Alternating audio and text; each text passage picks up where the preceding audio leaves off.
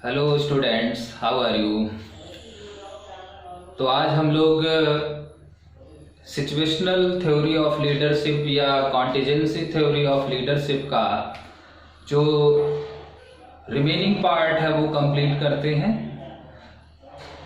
Situational theory के अंतर्गत last class पर हम लोगों ने फीडलर कंटिजेंसी मॉडल के बारे में बात की थी और आज हम अपनी चर्चा को उसी जगह से स्टार्ट करते हैं जहां पर लास्ट क्लास पर हम लोगों ने उसको एंड किया था। तो वहां से स्टार्ट करने से पहले हमने आपसे कहा था कि अब तक जो कुछ भी हमने पढ़ा था उसमें अगर आपकी कोई क्वेरीज हो या कोई डाउट्स हो तो आप कमेंट्स बॉक्स पर जरूर उसको दीजिएगा। तो एक स्टूडेंट आशीष ने एक सवाल पुटअप किया है कि सिचुएशनल थ्योरी को हम जाइस्ट थ्योरी ऑफ लीडरशिप भी क्यों कहते हैं। तो आज हम अपने टॉपिक पर आगे बढ़ने से पहले जरा उनकी उस प्रॉब्लम का क्लैरिफिकेशन देखते हैं कि क्यों सिचुएशनल थ्योरी ऑफ लीडरशिप को या कॉन्टिजेंसी थ्योरी ऑफ लीडरशिप को जाइस्ट थ्योरी ऑफ लीडरशिप भी कहा जाता है। तो गाइस हम चर्चा शुरू करते हैं। तो हमारा टॉपिक वही है अभी भी,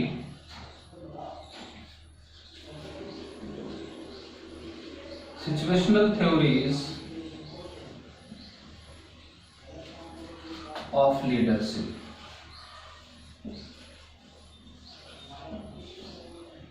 अब इस सिचुएशनल थ्योरीज ऑफ लीडरशिप में हम लोगों ने फीडलर का मॉडल पढ़ रहे थे, फीडलर कंटिजेंसी मॉडल पढ़ रहे थे, लेकिन उस टॉपिक पर आने से पहले हमें ये जानना है कि ये जो सिचुएशनल थ्योरीज होती हैं इनको जाइस्ट थ्योरी क्यों कहते हैं।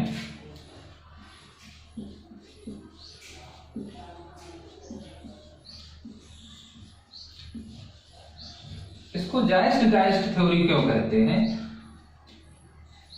अब इस प्रश्न का जवाब जरा हम ढूंढते हैं। जाइस्ट गाइड जो वर्ड है वो इन दो वर्डों से मिलकर के बना है, यानी जाइस्ट और गाइस्ट। अब ये जो वर्ड है ये पर्टिकुलर वर्ड है जर्मन भाषा का, ये जर्मन लैंग्वेज है या जर्मन वर्ड कह लीजिए।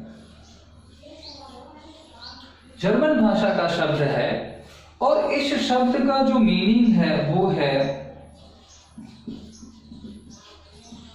स्पिरिट ऑफ टाइम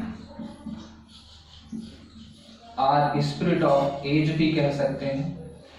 मतलब कि किसी भी पर्टिकुलर पीरियड में व्यक्ति का जो मूड होता है या जो उसकी स्पिरिट होती है उसको ही हम जाइस्ट गाइड कहते हैं।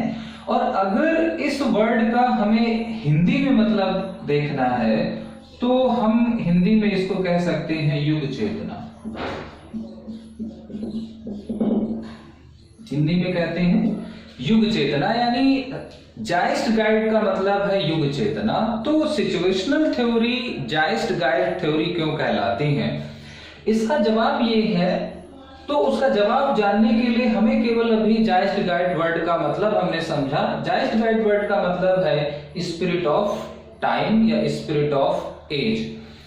अब इस सिद्धांत को देने का जो श्रेय है, ये जो सिद्धांत डेवलप किया है वो सिद्धांत डेवलप किया है रशियन फिलोसोफर लियो टॉलस्टॉय ने। जब हम जाइस्ट गाइड की बात करते हैं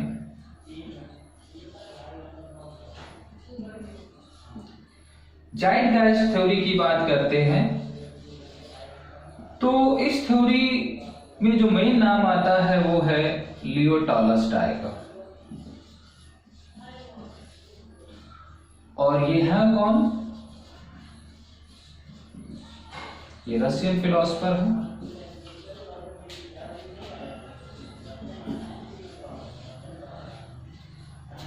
अब रशियन फिलोसोफर्स का मानना है, इनका कहना था कि जो लीडरशिप है, इनका कहना है कि leadership is the product of zeitgeist. इनका स्टेटमेंट है बहुत फेमस कि leadership is the product of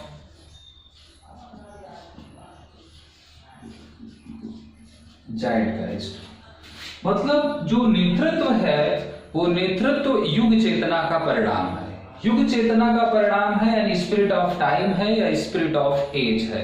अब स्पिरिट ऑफ एज या स्पिरिट ऑफ टाइम को समझने के लिए हम थोड़ा सा उस हेल्प लेते हैं कुर्ट लेविन की एक इक्वेशन का। ये आप सभी जानते हैं कि कुर्ट लेविन ने एक इक्वेशन दी थी कि behaviour is a function of person into environment. ये उनका फेमस बिहेवियर इक्वेशन है, यानी जो व्यक्ति का व्यवहार है वो व्यक्ति और उसके वातावरण की अंतःक्रिया का परिणाम है, यानी human behaviour is a product of person and environment. यहां पर कहा जा रहा है leadership is the product of zeitgeist, और ज़ाइटगाइस्ट का मतलब है कहीं ना कहीं यहीं पर चीजें, यानी किसी पर्टिकुलर पीरियड ऑफ में व्यक्ति का जो मूड होता है, उसकी स्पिरिट होती है, वही उसकी लीडरशिप को डेवलप करती है। अब इसी को थोड़ा सा अगर हम चेंज करें तो इसी से क्या निकल कर आता है, इसका मतलब ये है कि अगर ये लीडर बिहेवियर को हम लीडरशिप बिहेवियर मान लें तो इसका मतलब है कि leaders are created from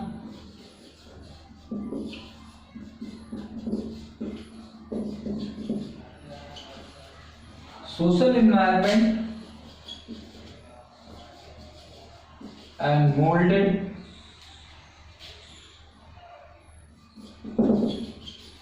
from their situation।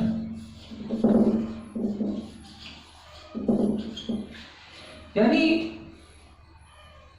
जो लीडर बनते हैं वो अपने सोशल एनवायरनमेंट से बनते हैं। सोशल एनवायरनमेंट से क्यों बनते हैं? क्योंकि हम सभी जानते हैं कि मनुष्य एक सामाजिक प्राणी है, और मनुष्य सामाजिक प्राणी होने के कारण सामाजिक अंतःक्रिया करता है, और जब सामाजिक अंतःक्रिया मनुष्य करता है तो जो सामाजिक वातावरण होता है उस सामाजिक वातावरण का प्रभाव भी उसके व्यवहार पर पड़ता है। और चूंकि लीडरशिप भी व्यक्ति का एक बिहेवियर है, तो लीडरशिप बिहेवियर भी हमारा सोशल एनवायरनमेंट से इन्फ्लुएंस्ड होता है या सोशल सर्कमस्टेंसेस में ही डेवलप होता है। जिस तरह के एनवायरनमेंट में हम रहते हैं, जिस तरह की सिचुएशंस में हम बिहेवियर करते हैं, उसी तरीके लीडरशिप हम में डेवलप होती है। तो यानी कहीं ना कहीं एनवायरनमेंट का साइकोलॉजिकल इफेक्ट व्यक्ति के लीडरशिप बिहेवियर पर पड़ता है, और यही ज़ाइटगाइस्ट थ्योरी कहती है। तो जैसा सिचुएशंस का मतलब परिस्थितियां ही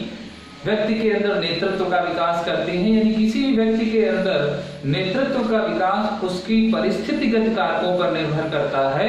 तो ज़ाइटगाइस्ट का मतलब भी वही है, परिस्थिति है, सिचुएशन भी है, यानी स्पिरिट ऑफ टाइम है, स्पिरिट ऑफ एज है। तो दोनों एक दूसरे के कॉम्प्लीमेंट के रूप में इस्तेमाल हो जाते हैं। कभी कभी हम सिचुएशनल थ्योरी भी कहते हैं और कभी कभी उसी को ज़ाइटगाइस्ट थ्योरी भी कहते हैं। बस फर्क इतना है कि एक थोड़ा सा फिलोसफिकल बैकग्राउंड से आई है और उसका संबंध लियो टॉलस्टॉय से है, और जब हम सिचुएशनल थ्योरी की बात करते हैं तो उसमें पर्टिकुलर फिडलर या हमारा हैर्से और ब्लेंचर्ड आदि का नाम ज्यादा आता है। तो आई होप कि आपका वो क्लैरिफिकेशन हो चुका होगा जिसमें कि सिचुएशनल थ्योरी को ज़ाइटगाइस्ट थ्योरी क्यों कहते हैं। सिचुएशनल थ्योरी को ज़ाइटगाइस्ट थ्योरी इसलिए कहते हैं क्योंकि ज़ाइटगाइस्ट का भी मतलब जो है स्पिरिट ऑफ टाइम से है, और व्यक्ति की बिहेवियर पर या व्यक्ति के व्यवहार पर जो प्रभाव पड़ता है वो सोशल एनवायरनमेंट का पड़ता है।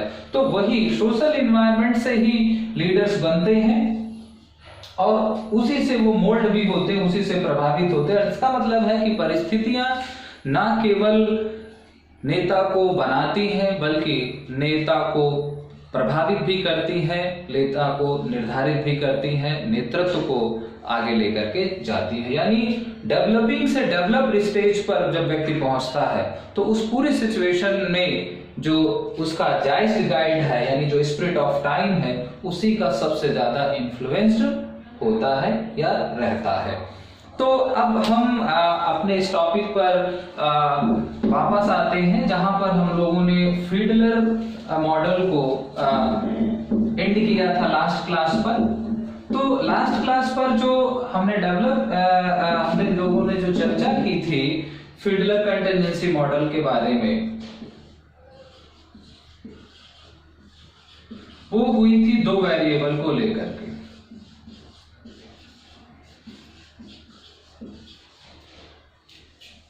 फीडलर कंटिजेंसी मॉडल पर जो चर्चा हुई थी हमने कहा था कि इस मॉडल में तीन मुख्य वेरिएबल हैं, एक लीडरशिप स्टाइल है, एक सिचुएशनल वेरिएबल है और फिर इन दोनों वेरिएबल के बीच की रिलेशनशिप है या इंटरैक्शन है। इसका मतलब है कि थोड़ा सा आगे बढ़ने से पहले हम उन चीजों को शॉर्टकट में रिवाइंड करते हैं। फीडलर कंटिजेंसी मॉडल जो है वो क्या है, एक 3 फैक्टर मॉडल है। 3 फैक्टर मॉडल है या 3 एलिमेंट मॉडल कह लीजिए, 3 फैक्टर थ्योरी भी कह सकते हैं इसको लीडरशिप की। और उसके पहला जो फैक्टर था वो था लीडरशिप स्टाइल।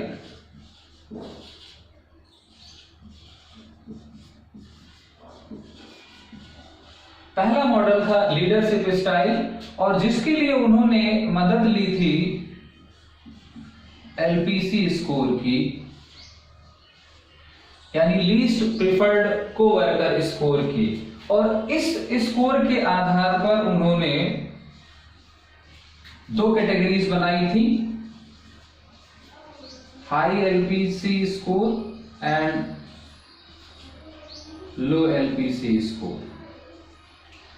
जब हाई एलपीसी स्कोर की बात हुई थी तो उसका संबंध हम लोगों ने कहा था कि ये क्या है, रिलेशनशिप ओरिएंटेड है।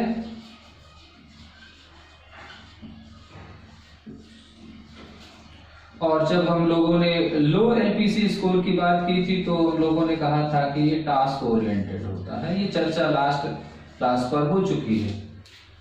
दूसरा जो वेरिएबल हम लोगों ने डिस्कस किया था वो था सिचुएशनल वेरिएबल।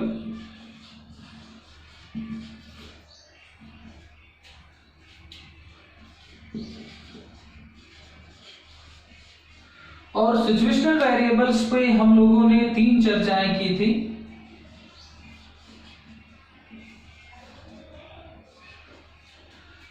हमारा था लीडर,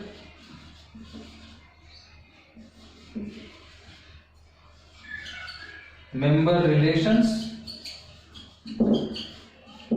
दूसरा था टास्क स्ट्रक्चर,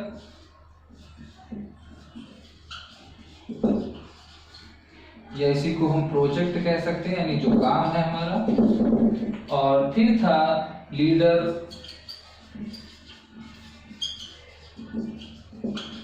पोजीशन पावर। यहां पर इस चीज को हमने कहा था कि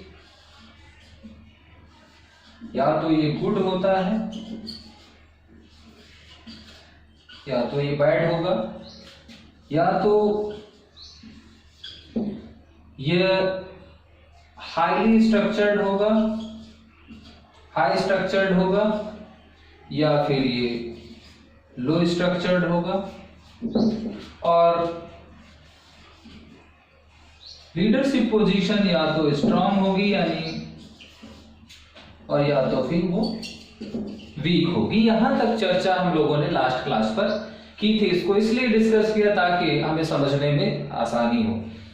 लीडरशिप स्टाइल में एलपीसी की बात की थी जब इसके लिए उन्होंने एक स्केल इस्तेमाल की थी एलपीसी को कैलकुलेट करने के लिए, और उसके स्केल के स्कोर के आधार पर उन्होंने लीडरशिप बिहेवियर को डिफाइन किया था, रिलेशनशिप ओरिएंटेड और टास्क ओरिएंटेड। फिर उन्होंने सिचुएशनल वेरिएबल्स में कई सारे वेरिएबल्स की बात की थी, लेकिन फिडलर का मानना था कि तमाम किसी परिस्थिति के तमाम कारकों में से 3 कारक ही मुख्यतः व्यक्ति के नेतृत्व व्यवहार के लिए जिम्मेदार होते हैं, और उन 3 में से जो लीडर सबऑर्डिनेट्स या लीडर एम्प्लॉइज के बीच के आपसी संबंध होते हैं, पर्टिकुलर टास्क स्ट्रक्चर यानी जो संस्था है उस संस्था में क्या काम हो रहा है या उसका टास्क या उसका प्रोजेक्ट क्या है, और पर्टिकुलर कि वो जो लीडर है उस लीडर को कितना पावर मिला है, उसकी एब्सोल्यूट पावर क्या है अपने एम्प्लॉइज पर अपने अधिकार दिखाने का या उसका इस्तेमाल करने का। अब इसी चीज को यानी अब पहला फैक्टर, दूसरा फैक्टर हम लोगों ने पढ़ लिया। अब तीसरा फैक्टर क्या है, interaction between leadership style and situational variable, या इसी को हम रिलेशनशिप बिटवीन, यानी ये जब 2 फैक्टर या 2 एलिमेंट आपस में मिलते हैं या इंटरेक्ट करते हैं तो उससे ही तीसरा एलिमेंट जनरेट होता है, और वही तीसरा एलिमेंट ही हमको एक प्रिफर्ड लीडरशिप स्टाइल प्रोवाइड करेगा कि किसी पर्टिकुलर सिचुएशन में हम जाकर के हमें किस तरीके का नेतृत्व लागू करना चाहिए। तो तीसरे एलिमेंट पर चर्चा करते हैं।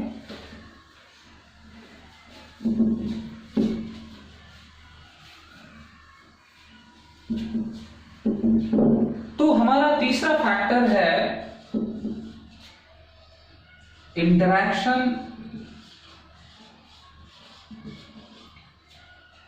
बिटवीन, या इंटरैक्शन और रिलेशनशिप भी कह सकते हैं,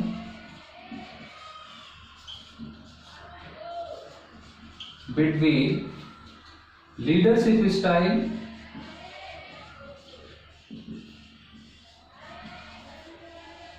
and situational variable।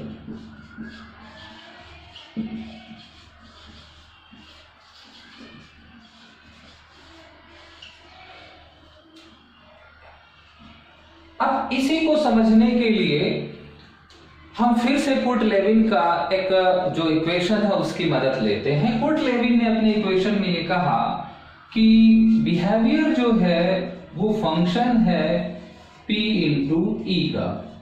अब इसी को हम थोड़ा सा रिवर्स कर लें कि अगर हम यहां बिहेवियर को लीडरशिप स्टाइल मान लें,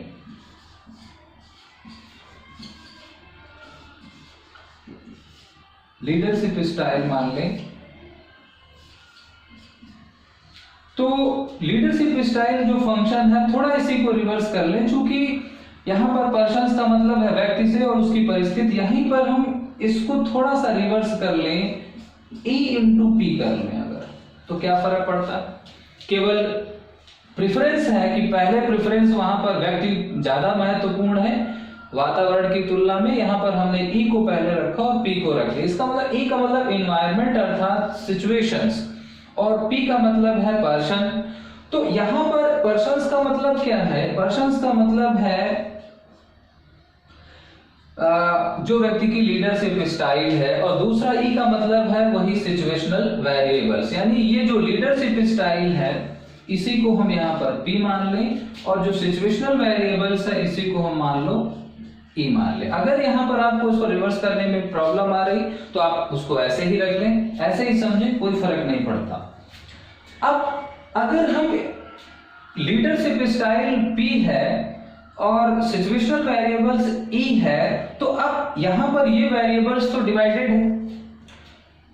अब इसको डिवाइडेड है तो इसका मतलब है कि ये इंटरेक्शन कह रहा है, ये इंटरेक्शन बता देगा कि leaders are develop through mixing of leadership style, यानी लीडरशिप स्टाइल का मतलब क्या है, पी का मतलब यहां पर हम क्या समझ सकते हैं, P का मतलब है पर्सनालिटी ट्रेट्स, P का मतलब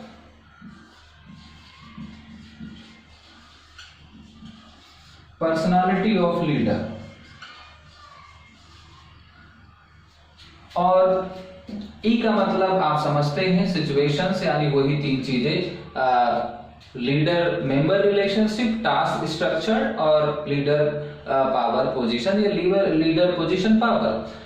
अब इन दोनों के को जब हम आपस में इंटरेक्ट कराएंगे, जब ये दोनों चीजें आपस में इंटरेक्ट करती हैं तो कितने संभावित प्रकार की स्थितियां उत्पन्न होती हैं, यानी यहां पर ये 2 हैं और ये यहां पर कितने हैं, 3 है बेसिकली, और इन 3 के सब फैक्टर्स हैं। तो उन सब फैक्टर्स को अब हम जरा डायग्राम फॉर्म में समझेंगे तो बहुत बेहतर तरीके से ये चीजें हमको समझ में आएंगी। लेकिन तीसरा फैक्टर क्या है, तीसरा फैक्टर है केवल इनके इंटरेक्शन का, यानी जो लीडरशिप स्टाइल है और जो सिचुएशनल वेरिएबल्स है, इन दोनों के बीच की इंटरेक्शंस का। और इनके इंटरेक्शंस को हम समझ कैसे सकते हैं, समझ सकते हैं कुर्ट-लेविन की इक्वेशन से, जहां पर B जो है वो हमारे एक प्रिफर्ड लीडरशिप बिहेवियर को बताएगा, प्रिफर्ड लीडरशिप को बताएगा, और जहां पर P का संबंध पर्सनालिटी लीडरशिप स्टाइल से और E का संबंध वहां यहां पर सिचुएशनल वेरिएबल से है। अब हम जरा एक एक को लेते हैं यहां पर। अब मान लो हम जब हमने इक्वेशन ली यहां पर,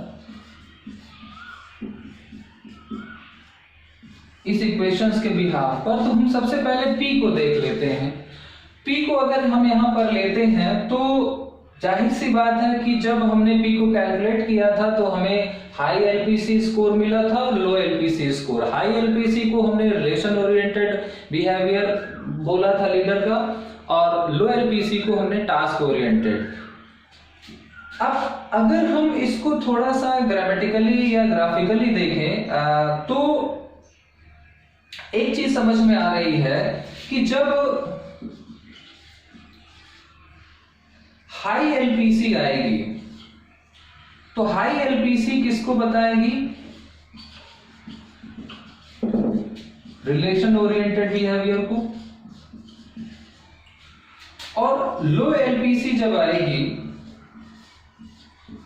तो वो बताएगी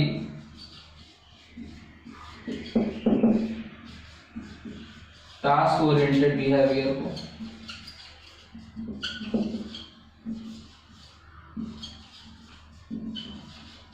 बिहेवियर ऑफ लीडर्स।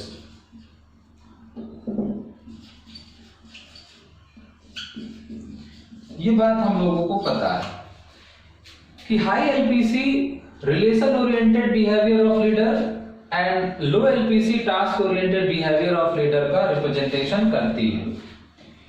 अब एक चीज तो समझ में आ रही है कि जब हाई एलपीसी होगा, यानी व्यक्ति जो लीडर है वो अपने एम्प्लॉय से बहुत घुला मिला है, बहुत उनके साथ उसकी बॉन्डिंग है, बहुत उसके सारे इंटरपर्सनल रिलेशंस है, यानी बहुत क्लोजनेस है, बहुत इंटीमेसी है लीडर और उसके कर्मचारियों के बीच। तो जब बहुत ज्यादा इंटीमेसी होती है तो वहां पर कहीं ना कहीं किसी संस्था के अंदर उसका एक नकारात्मक प्रभाव पड़ता है कि जो परफॉर्मेंस होती है या जो ऑब्जेक्टिव फुलफिलनेस होती है या टास्क जो जॉब सेटिस्फैक्शन होता है या जॉब कह सकते हैं कि वर्क की जो फुलफिलनेस होती है वो कहीं ना कहीं पीछे रह जाती है जब भी लीडर और एम्प्लॉइज या उसके सबऑर्डिनेट्स के बीच बहुत हाईली इंटीमेसी होती है। तो हर चीज का एक ड्रॉबैक है। अगर हाई एलपीसी होगी तो ये भी चीज एक नेगेटिविटी क्रिएट करेगी कि वहां पर जो है वो परफॉर्मेंस पुअर हो जाएगी, किसकी, ऑर्गेनाइजेशन की, या ऑर्गेनाइजेशन का जो फंक्शन है वो स्लो डाउन हो जाएगा। लेकिन अब लो एलपीसी है, टास्क ओरिएंटेड बिहेवियर है, तो यहां पर क्या होगा कि कर्मचारियों में अपने लीडर के प्रति रिस्पेक्ट भले ही ना हो या नकारात्मकता भले ही ना हो, लेकिन वहां पर जो परफॉर्मेंस होती है वो परफॉर्मेंस यानी जो ऑब्जेक्टिव फुलफिलनेस होती है वो ऑब्जेक्टिव फुलफिलनेस हाई रहती है, लेकिन बहुत दिनों तक नहीं रह पाती है क्योंकि वो एक्सट्रीम लेवल पर है, बिल्कुल भी वो कर्मचारियों के साथ घुल मिल नहीं रहा है, केवल उनको गाइडेंस और उनको डायरेक्शन दे रहा। तो ये डायरेक्टेड बिहेवियर है और यहाँ पर ये क्या है, सपोर्टिव बिहेवियर है। तो जब सपोर्टिव बिहेवियर होता है तभी हाईली सपोर्टिव बिहेवियर होगा, तभी तो ये जो हाई और लो है एक्चुअल में ये हाई फेवरेबल है और ये हाई अनफेवरेबल है। तो दोनों चीजें कहीं ना कहीं जो है वो गड़बड़ करती है, इसीलिए ये जो मॉडल है इनके बीच का रास्ता प्रोवाइड करता है। अब इनके बीच का वो रास्ता कैसे प्रोवाइड करता है इसको जरा हम समझते हैं यहाँ पर।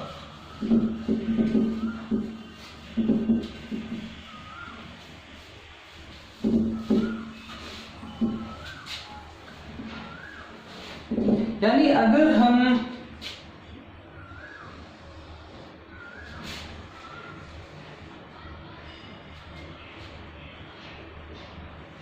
यहां अगर हम मान लें कि ये क्या है हमारा लीडरशिप स्टाइल का जो स्कोर आया है,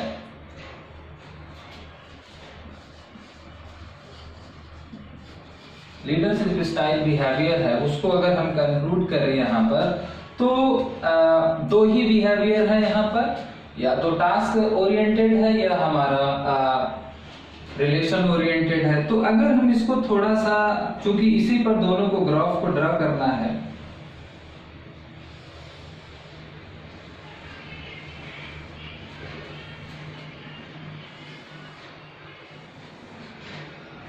हम ऐसे इसको ड्रॉ कर लें या इसको थोड़ा सा और कम कर लें यहां से।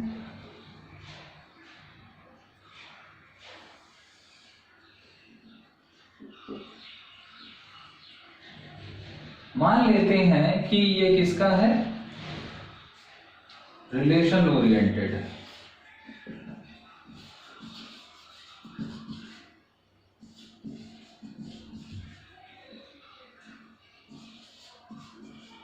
ये रिलेशन ओरिएंटेड, और जब रिलेशन ओरिएंटेड होता है तो हम उसको किससे रिप्रेजेंट करते हैं, हाई एलपीसी स्कोर है। लेकिन अब जाहिर सी बात है किसी संस्था के अंदर या हाई एलपीसी होगा तो इसका मतलब क्या होगा कि वहां पर दूसरी तरफ क्या बनेगी सिचुएशन, एक लो एलपीसी की भी बनेगी।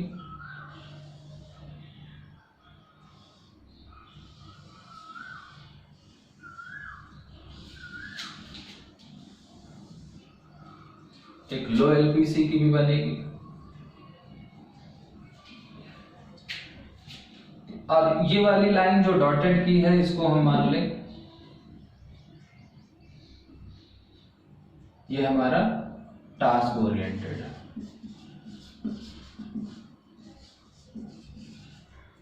तो दो चीजें हैं और ये किसको हमारा बताता है,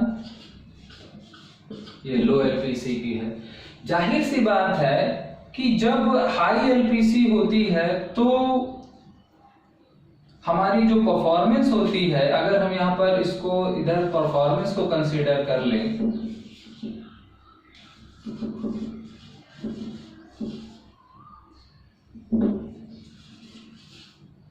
हमारी जो ग्रुप परफॉर्मेंस है वो यहां पर क्या होगी, पुअर होगी, क्योंकि हाई एलपीसी है। लेकिन जब हम परफॉर्मेंस को आगे लेके जाएंगे तो लो एलपीसी पर परफॉर्मेंस क्या निकल करके आती है, यहाँ पर कहीं ना कहीं गुड होगी। लेकिन कैसे होगी उसको अब जरा हम समझते हैं। तो ये केवल एक वेरिएबल है, इसके आधार पर हमने समझा। अभी अगर इसको हमने प्लॉट किया तो भाई दो ही स्कोर हमको मिले थे, हाई एलपीसी और लो एलपीसी। हाई एलपीसी और लो एलपीसी को एक तरीके से हम लोगों ने इस ग्राफ को कैसे बनना है, स्पेस की वजह से ऐसे नहीं, इस ग्राफ को आपको ऐसे बनाना है भाई। एक ये बन गया और एक इसी का अपोजिट हम लोगों ने बना लिया। ये ग्राफ एक्चुअल में ऐसे बनेगा जिसमें से एक लाइन आपकी क्या है, रिलेशन ओरिएंटेड को दिखा रही है और दूसरी लाइन जो है वो टास्क ओरिएंटेड को। तो इस ग्राफ को हम ऐसे भी ड्रॉ कर सकते हैं यहाँ पर। लेकिन चूंकि हमें अभी ये पहला फैक्टर है, अब दूसरे फैक्टर की बात करते हैं। दूसरा फैक्टर हमारा था सिचुएशनल वेरिएबल का। अब सिचुएशनल वेरिएबल में तीन चीजें थी। पहली चीज थी लीडर मेंबर रिलेशंस थे।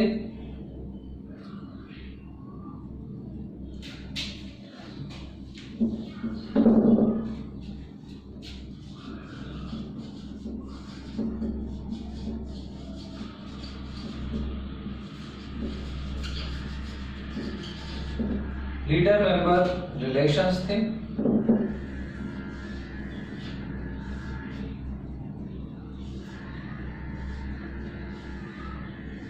फिर दूसरा था हमारा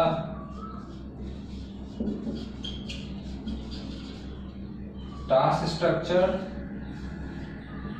और तीसरा था हमारा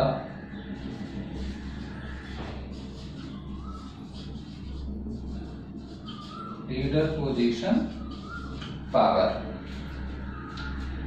अब अगर हम इसी को, चूंकि हमें इन दोनों का इंटरेक्शन कराना है ग्राफिकल फॉर्म में, तो हम इसको ऐसे खींच ले जरा।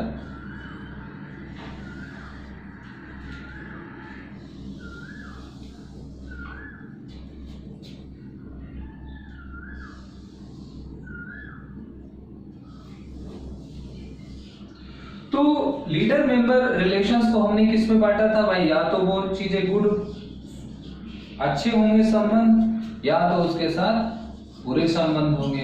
भाई अगर हाई एलपीसी पर बात की है, हाई एलपीसी पर रहा तो क्या हुआ? वो गुड रिलेशंस पर रहा, और अगर लो एलपीसी है तो बैड रहा होगा। अब टास्क स्ट्रक्चर्ड क्या था? टास्क स्ट्रक्चर्ड या तो वो चीजें वेल डिफाइंड रही होंगी या अनक्लियर्ड रही होंगी, अनडिफाइंड रही। तो यानी स्ट्रक्चर क्या रहा होगा? अब अगर हम स्ट्रक्चर्स के बारे में बात करें यहां पर, तो स्ट्रक्चर यहां पर सिचुएशन गुड थी तो स्ट्रक्चर यहां पर हाई भी हो सकता है और लो भी हो सकता है। ठीक इसी तरीके से बैड सिचुएशंस के अंतर्गत भी क्या हो सकता है? चीजें या तो स्ट्रक्चर्ड रही होंगी या लो रही होंगी या हाई, मतलब यहां पर क्या है? Highly structured and low structured.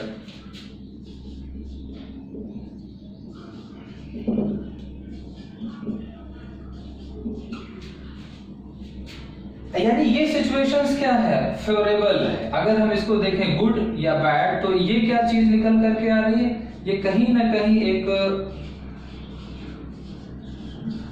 Favourable conditions है। यहां पर चीजें बीच में, और यहां पर क्या है हमारी? अनफेवरेबल। ये अनफेवरेबल है किसके लिए? ऑर्गेनाइजेशंस के लिए या इंस्टीट्यूट के लिए आपके। अब अगर हम यहां पर बात करें तो वो जो लीडर है, अगर यानी गुड है रिलेशन है, तो वहां पर या तो हाई स्ट्रक्चर्ड होगा या लो स्ट्रक्चर्ड भी हो सकता है। अगर बैड है तो वहां पर हाई स्ट्रक्चर्ड हो सकता है, लो स्ट्रक्चर्ड हो सकता है। अब लीडर पोजीशन जो पावर है, वो लीडर पोजीशन पावर भी यहां पर क्या हो सकती है? दो तरीके से हो सकती है हाई के अंतर्गत। या तो वो स्ट्रॉन्ग पर होगा या वो वीक होगा। फिर इसी तरीके से यहां पर भी या तो वो स्ट्रॉन्ग होगा या वीक हो सकता है। इस सिचुएशन में भी वो स्ट्रॉन्ग हो सकता है या वीक हो सकता है, और इस सिचुएशन में भी वो स्ट्रॉन्ग या वीक हो सकता है। तो एक तरीके से अगर हम देखें तो यानी यहां पर कैटेगरी प्राप्त हुई, कैटेगरी प्राप्त हुई। और कितनी कैटेगरी प्राप्त हुई हमें?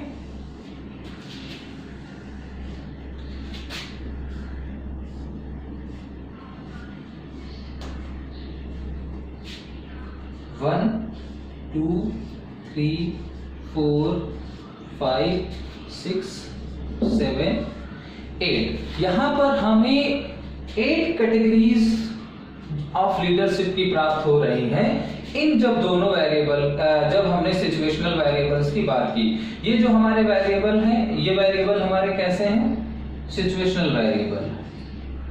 तो ये जो हमारा ग्राफ है ये लीडरशिप भी है, यानी जो हमारा पहला फैक्टर है, और ये दोनों फैक्टर, ये और दो तीन फैक्टर। अब इन दोनों फैक्टर्स को अगर हम आपस में इंटरैक्ट कराते हैं तो हम देख रहे हैं कि ये चीजें फेवरेबल है या अनफेवरेबल है। तो बीच में चीजें क्या निकल करके आती हैं? मॉडरेट होती हैं, यानी औसतन, ना बहुत हाई और ना। तो एक तरफ फेवरेबल है, एक तरफ अनफेवरेबल है। फेवरेबल क्यों है? क्योंकि यहाँ पर चीजें क्या थी? हाई थी। और यहाँ पर अनफेवरेबल क्या है? क्योंकि यहाँ पर चीजें क्या है? लो है। अब ये जो 8 तरह की कैटेगरी प्राप्त हुई, अब 8 तरह की कैटेगरी का मतलब क्या है? अब जरा इसको समझिए कि अगर किसी संस्था के अंदर, अगर किसी संस्था के अंदर कोई भी व्यक्ति का जो कर्मचारियों के साथ संबंध है वो बहुत अच्छा है, यानी ये हाईली है, जो स्ट्रक्चर है काम का वो भी बहुत वेल डिफाइंड है, और जो लीडर है उसकी जो पोजीशन है वो भी बहुत अच्छी है, तो यानी उसके पास बहुत अधिकार है, तो वो चीजें क्या होंगी, किस तरह के इस एलपीसी स्कोर को जनरेट करेंगी। यहां पर आपको समझना क्या है कि ये जो सिचुएशंस बन रही हैं 8 तरह की, ये किस तरीके के एलपीसी स्कोर को क्रिएट करेंगी। चाहे तो इधर समझ लीजिए, अगर किसी कर्मचारी, किसी नेता की अपने कर्मचारियों के साथ बॉन्डिंग बहुत बुरी है, काम का स्ट्रक्चर भी बहुत खराब है और उसकी पोजीशन भी बहुत खराब है, तो अगर हम एलपीसी उस पर एडमिनिस्ट्रेट करें वहां पर जाकर के, तो उस लीडर को कितना, क्या एलपीसी स्कोर मिलेगा, हाई या लो। तो यहाँ पर क्या मिलेगा, यानी ना तो लोग उसको पसंद कर रहे हैं, ना लोगों का जो कर्मचारी का ना लोगों पर विश्वास है, ना लोगों का अपने लीडर पर विश्वास है, ना काम की कोई व्यवस्थित रूपरेखा है, और ना ही लीडर को कोई पावर है कि वो डरा धमका करके या आदेश दे करके अपना काम करा ले।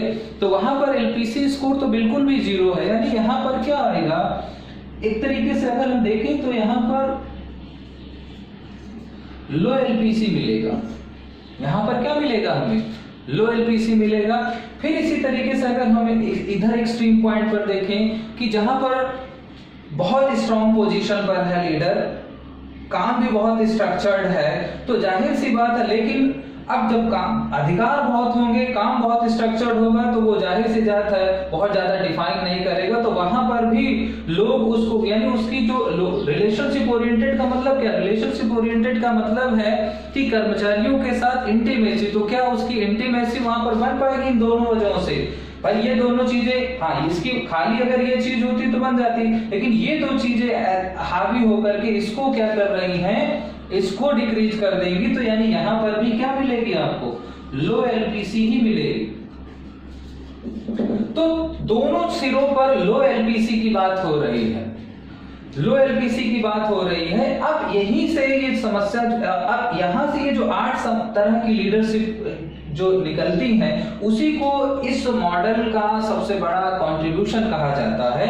अब अगर हम यहां पर देखें तो 1 2 3 4 5 6, अब यहां पर इनका जो फाइंडिंग्स था फील्डलर महोदय का, उन्होंने कहा कि अगर कोई भी चीज हाईली फेवर है या हाईली अनफेवर है, हाईली फेवर यानी उन्होंने 3 चीजें यहां पर 3 कैटेगरीज हैं, favour, highly favour, highly unfavour और जर्नल यानी मॉडरेट। अब मॉडरेट में उन्होंने यहां तक की जो चीजें हैं, यानी जो 1 2 3 है और इधर 6 to 4 है और जो यहां पर 7 8 है, ये 3 कैटेगरीज उन्होंने बताई यहां पर। यानी ये जो हमारी स्थिति है यहां पर,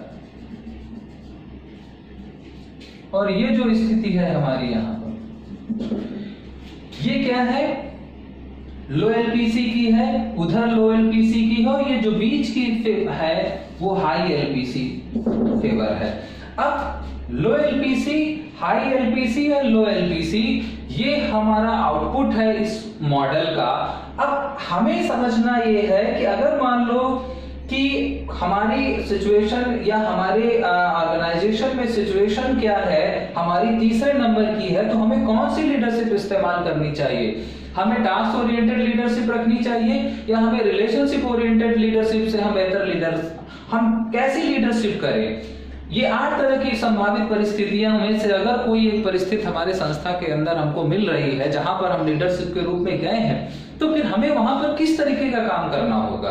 क्या हमें वहां पर जाकर के लोगों से काम निकलवाना है या पहले जाकर के लोगों के साथ संबंध बनाने हैं, हमें नहीं पता चला। लेकिन हमने जब सीजू अपनी परिस्थिति का अध्ययन किया, तो परिस्थिति का अध्ययन किया खुद के सापेक्ष में, तो हमको हो सकता है 8 में से कहीं ना कहीं हम लैंड कर रहे हो। अब इन 8 संभावित परिस्थितियों में से आपकी जो स्थिति है उस संस्था के अंदर, उस स्थिति के परिप्रेक्ष्य में आपको किस तरीके का लीडरशिप बिहेवियर दिखाना होगा। आप टास्क ओरिएंटेड दिखाएं या रिलेशन ओरिएंटेड दिखाएं। तो यहाँ पर लो एलपीसी किसको रिप्रेजेंट करता है, टास्क ओरिएंटेड को, और हाई एलपीसी किसको रिप्रेजेंट करता है, रिलेशन ओरिएंटेड को। तो इसी से पता चल सकता है कि अगर आपकी जो स्थिति है किसी भी संस्था के अंदर, अगर आपकी जो स्थित है किसी भी संस्था के अंदर, ध्यान रखें कि इसको इंटरेक्शंस के लिए ऐसा आप एक सिंबल जरूर बना लेंगे ताकि लगे कि इंटरेक्शन है वहां। अब अगर आपकी स्थिति यानी अगर आपकी कैटेगरी जो है वहां पर, मान लीजिए अब फिर से हम यहां पर 8 कैटेगरीज ड्रॉ कर लेते हैं।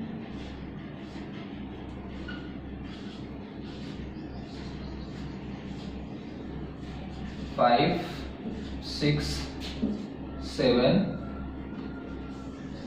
एंड 8, यही यानी आपको इसी फिगर के नीचे लिखना है। तो अब आपकी प्रिफर्ड लीडरशिप स्टाइल क्या होनी चाहिए? यहां पर हम लोगों ने कहा कि ये जो परिस्थितियां हैं ये लो एलपीसी को रिप्रेजेंट करेंगी, ये जो है हाई एलपीसी को करेंगी, और फिर ये जो है ये लो एलपीसी को रिप्रेजेंट करेंगी। तो अब अगर ये ऐसा हो रहा है यहां पर, तो हमें कौन सा एज अ लीडर हमें वहां पर कौन सी लीडरशिप को प्रिफर्ड करना? This is a findings. Output क्या है यहां पर, यानी हमें यहां पर जानना है प्रिफर्ड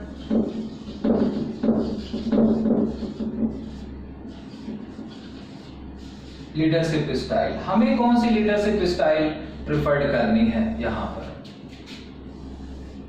तो ध्यान रखें कि जब भी आपको लो एलपीसी यानी सिचुएशन आप कैटेगरी नंबर 1, 2 या 3 में अगर आप किसी ऑर्गेनाइजेशन में एग्जिस्ट कर रहे हैं, लैंड कर रहे हैं, तो लो एलपीसी पर है। लो एलपीसी का मतलब है कि आपको क्या करना है? टास्क ओरिएंटेड लीडरशिप इस्तेमाल करनी होगी वहां पर बेहतर लीडर साबित होने के लिए। आपको टास्क ओरिएंटेड व्यवहार दिखाना होगा वहां पर।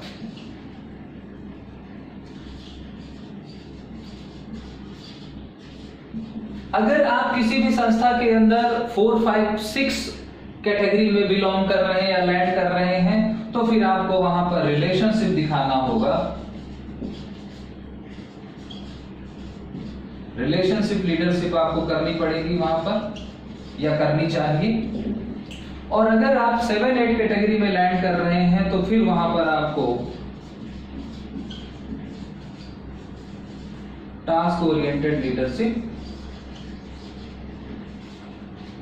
करनी चाहिए बेहतर लीडर साबित होने के लिए। अगर इन संभावित परिस्थितियों के सापेक्ष आप इस तरह के का लीडरशिप स्टाइल प्रेफर्ड करेंगे, तो बेहतर रूप से आप एक अच्छे लीडर साबित हो पाएंगे। अब प्रश्न यहाँ पर ये आता है कि इस मॉडल का जो आउटपुट है वो क्या है? आउटपुट क्या है? इसका मतलब आउटपुट ये है कि जब किसी भी संस्था के अंदर परिस्थितियां हमारे लिए हाईली फेवरेबल, ये क्योंकि कहीं ना कहीं ये जो सिरा है ये हाईली फेवरेबल का है, और ये जो सिरा है वो हाईली अनफेवरेबल का है। तो जब किसी संस्था के अंदर परिस्थिति हाईली फेवरेबल हो, अगर हम इसका इंप्लीकेशंस देख लें, यहां से ये मॉडल कंप्लीट होता है, यहां से ये मॉडल कंप्लीट है, डायग्राम कंप्लीट होता है। वो जो आपने डायग्राम इसको उसी के नीचे रखेंगे यहां पर। तो सिचुएशन नंबर 1, 2, 3 के लिए टास्क ओरिएंटेड, 4, 5, 6 के लिए रिलेशन ओरिएंटेड एंड 7, 8 के लिए टास्क ओरिएंटेड। इसका मतलब है कि फिडलर मॉडल जो है वो 3 फैक्टर्स के आधार पर, यानी जो 2 फैक्टर हैं, 2 फैक्टर आपस में इंटरेक्शंस करते हैं, तो तीसरे फैक्टर के अंदर 8 possible leadership styles situations create होती है। उन 8 पॉसिबल लीडरशिप सिचुएशंस में हमें कौन सी लीडरशिप स्टाइल को प्रिफर्ड करना चाहिए वो ये हमको बता रहा है। अब इससे हमको क्या पता चला, या इसका इम्प्लीकेशंस क्या है, इस थ्योरी का या इम्प्लीकेशन ऑफ मॉडल क्या है, ये जानना बड़ा जरूरी है, क्योंकि यही इसकी व्यवहारिक उपयोगिता है। इम्प्लीकेशन ऑफ मॉडल क्या है या इम्प्लीकेशन ऑफ फिडलर मॉडल क्या है, ये दोनों सिरे क्या है, ये हाईली फेवरेबल है और ये हाईली अनफेवरेबल है। तो ये कहता है कि जब किसी भी संस्था के अंदर आप लीडरशिप में जाएं और जब आप परिस्थितियों को देखें, तो अगर यह परिस्थितियां आपके बहुत अनुकूल हैं या फिर परिस्थितियां बहुत ही प्रतिकूल हैं, तो पहला जो इंप्लीकेशंस है वहां पर, if situation is highly favorable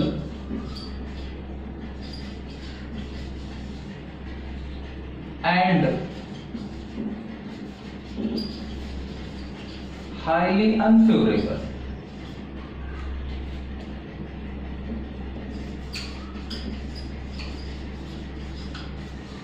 तो यानी ये highly favourable and highly unfavourable, तो हमें क्या इस्तेमाल करना होगा, हमें इस्तेमाल करना चाहिए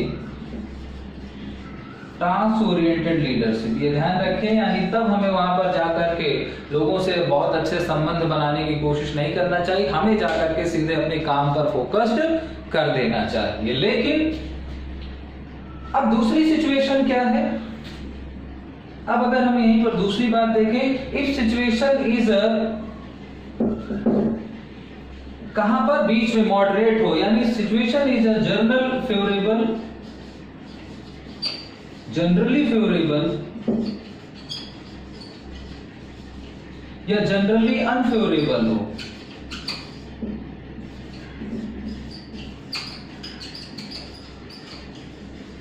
तो हमें क्या करना चाहिए, हमें रिलेशनशिप लीडरशिप इस्तेमाल करनी चाहिए वहां पर जाकर के।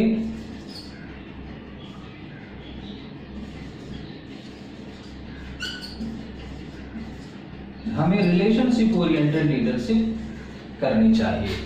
दिस इज द फाइंडिंग्स या this is the output of Fiedler contingency model. तो मुख्य बात आपको क्या ध्यान में रखनी है, अब प्रश्न ये आता है कि किस तरह के संस्थानों में इस तरह की परिस्थितियां ज्यादा बनती हैं। ध्यान रखें कि जब हमें रिलेशनशिप ओरिएंटेड लीडरशिप कहां पर करनी हो, ये जहां पर सर्विस सेक्टर है, जैसे कि आप कोचिंग चला रहे हैं, आप हॉस्पिटैलिटी फील्ड में, यानी कोई भी सर्विस सेक्टर है, तो सर्विस सेक्टर जहां पर भी हो आपको रिलेशनशिप ओरिएंटेड लीडरशिप पर बात करनी चाहिए। लेकिन जब हम कोई कंपनी में कोई प्रोजेक्ट कर रहे हो या कोई टास्क हो, या हम जिस इंस्टीट्यूट में हैं या जिस ऑर्गेनाइजेशन में है वो कोई सर्विस प्रोवाइडर ऑर्गेनाइजेशन नहीं, बल्कि वो मैन्युफैक्चरिंग यूनिट है या प्रोडक्शन यूनिट है या प्रोजेक्ट है, तो वहां पर हमें टास्क ओरिएंटेड लीडरशिप पर ज्यादा फोकस करना चाहिए। बेसिकली ये ध्यान में रखा जाता है। लेकिन उसके बावजूद भी आपको इन 8 संभावित परिस्थितियों के संदर्भ में जाकर के अपना सेल्फ असेसमेंट करना है।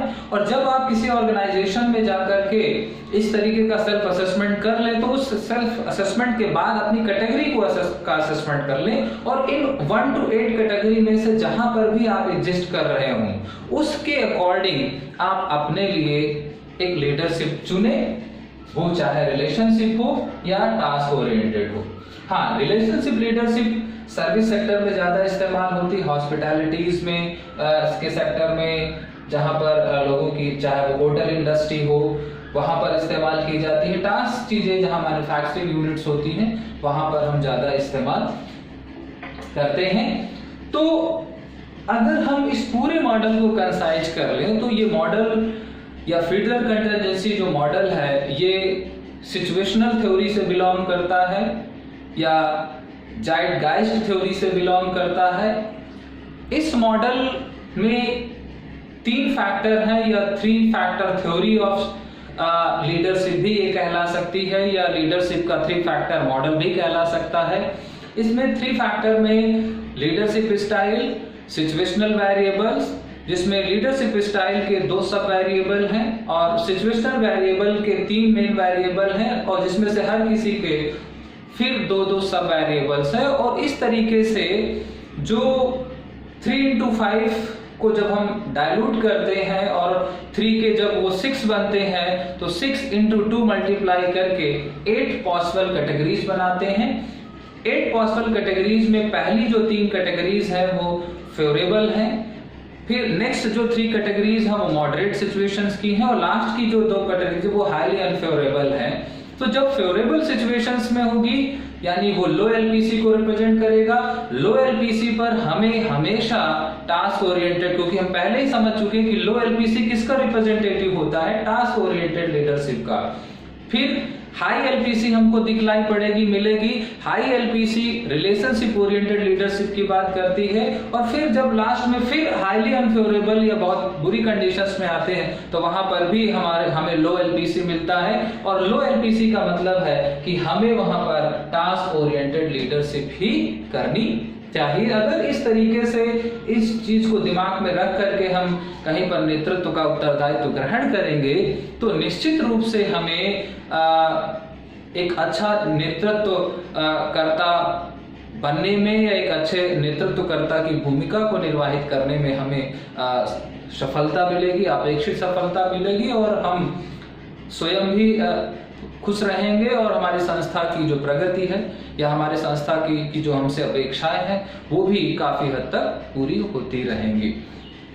तो गाइज आज हम लोगों ने फिडलर कंटिजेंसी का जो रिमेनिंग पार्ट था वो कंप्लीट किया। अब नेक्स्ट जो मॉडल है सिचुएशनल थ्योरी में, वो मॉडल है हमारा Hersey and Blanchard contingency model, और वो एक 2 फैक्टर थ्योरी है या 2 फैक्टर मॉडल है, लेकिन उसकी चर्चा हम अगली क्लास पर करेंगे। आई होप आपको ये टॉपिक समझ में आया होगा। थोड़ा सा पेशेंस के साथ इसको समझिएगा। बहुत डिफिकल्ट नहीं है लेकिन बहुत इजी भी नहीं है। लेकिन फिर भी अगर आपकी कोई क्वेरीज हो आज की क्लास पर या आज पे तो वीडियो के कमेंट बॉक्स पर जरूर बताइएगा, और हम नेक्स्ट क्लास पर आपकी उन क्वेरीज को कंसीडर करेंगे, उनका एक्सप्लेनेशन करेंगे, और फिर हम लोग आगे जो हमारा Hersey and Blanchard contingency model है उसकी चर्चा करेंगे। तो आज के लिए इतना ही। Thank you so much.